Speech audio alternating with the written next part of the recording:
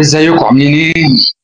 اقتراح مني للاداره، اعتبرها اقتراح او نصيحه مني للاداره عشان نبدا موسم كده على نضيف. رقم واحد ريبيرو. ريبيرو لا يصلح للنادي الاهلي. ريبيرو لا يصلح للنادي الاهلي. الراجل مستغرب النادي الاهلي كبير عليه.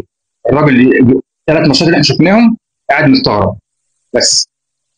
الراجل ده ولا عنده انجازات ولا عنده بطولات ولا عنده اي حاجه غير ان هو بيتكلم اسباني.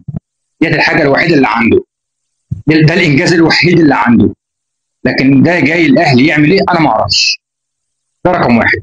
رقم اتنين كابتن محمد يوسف، شكرا، نعتذر لك، مش هتقدر تكمل معانا. بس الحل بسيط، الاثنين دول يمشوا.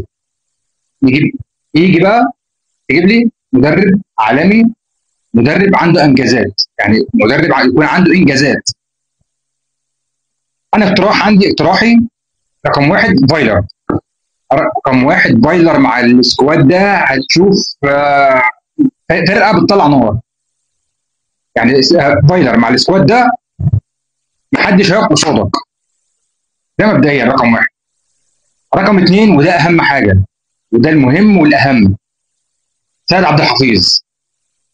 الراجل ده من ساعه ما مشي وحرفيا الفرقه بقت مؤهله مع السكواد الكبير ده. مش عارف حد يلم الفرقه. تمام. محمد يوسف، يعني بعتذر لك، يعني دي وجهه نظري من الموسم الجديد كده. رقم واحد فايلر، رقم اثنين سيد عبد الحفيظ. مش هتقدر تجيب فايلر، تجيب له مدرب عالمي باسم معروف، عنده انجازات، عنده بطولات.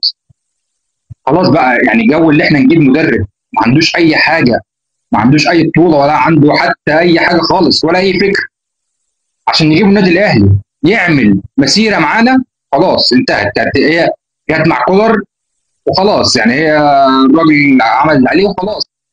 تجيب لي مدرب عالمي باسم كويس، عنده انجازات، عنده بطولات، عنده فكر. بس انا مش عايز منك اكتر من كده. هتلاقي فرقتنا ده في حته ثانيه. ده كان اقتراح بسيط كده مني للاداره، يعني اقتراح بسيط للاداره مني يعني اعتبرها اقتراح او نصيحه مني للاداره عشان نبدا موسم جديد كده على نظيف.